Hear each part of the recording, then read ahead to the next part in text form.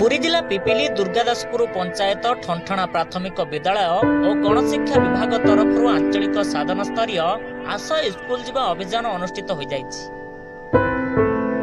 विद्यालयर प्रधान शिक्षयित्री श्रीमती टुनुमणि मल्लिक नेतृत्व में छात्र छात्री फूल मिठा स्लोगान दे ठंठणा ग्राम जेनासाई परिक्रमा करथिले।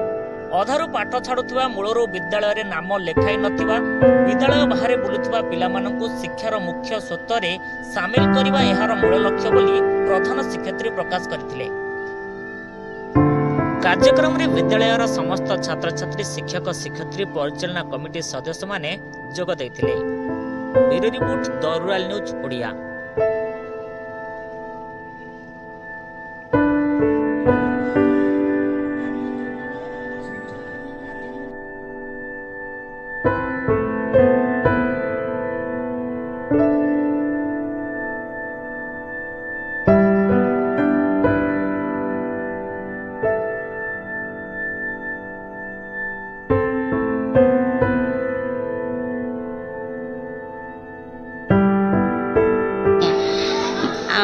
हूँ ठंठणा प्राथमिक विद्यालय शिक्षयित्री अटे।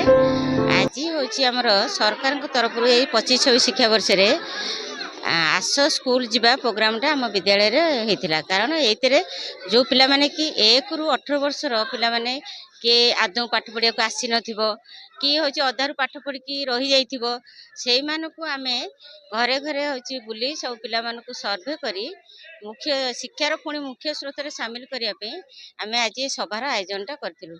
या द्वारा अभिभावक मानक सचेतन कराइलु। एसत हूँ से पिला माने पुणी केमिति शिक्षा क्षेत्र में आसिकी सामिल हेबे आउ शिक्षार केमिति उन्नति घटिबो सेतिपई आम आज ये प्रोग्राम टी करूँ। मो ना निरंजन बढ़ई मु काजीपाटना केन्द्र प्राथमिक विद्यालय सहकारी शिक्षक। यही काजीपाटना केन्द्र आंचलिक साधन केन्द्र अंतर्गत ठंठणा ग्राम रे आस स्कूल जीवा विषय सरकार तरफ गोटे अभिनव प्रयास थिला। ताकू आम आंचलिक साधन केन्द्र सहयोग रे एही विद्यालय प्रधान शिक्षयित्री तत्वावधान रे एठी आमर एही कार्यक्रमटी को कार्यक्रम करा जाइतिला। एतिरे ए दुर्गादासपुर पंचायतर सरपंच विभूतिभूषण नाथ महोदय आउ विभिन्न विद्यालयर शिक्षक शिक्षयित्री माने एठारे उपस्थित थिले। आमे आर मुख्य उद्देश्य थिला आमर जो पिला माने रही जाउछंती अधारू पाठ छाड़छंती से जे कोनसी कारण रू से माने को आनी से माने को बयस अनुपात रे जो स्कूल रे एडमिशन करिबा कथा सेही तांको बयस अनुसार एडमिशन करूथलु करिया पे चेष्टा करथिलु।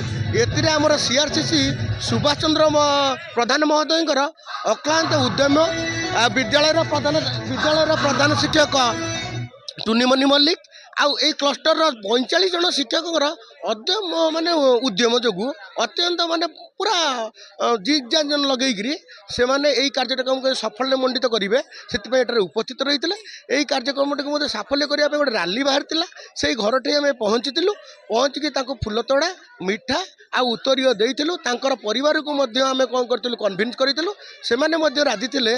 आम कहले नहीं से माने आमे तांकर बयस अनुसार क्लास रे एडमिशन करेंगे। कारण जदि आमर गोटे माध्यम हूँ शिक्षा जी कि अज्ञानता को दूर करी नूतन ज्ञान प्रदान करें से कन्भिन्स हेले कहले नाई आम पिला को आम विद्यालय को छाड़ू। तेणु मु भावुची आम जो यही प्रचेषा करूँ ये बोधे साफल्य मंडित होइछि।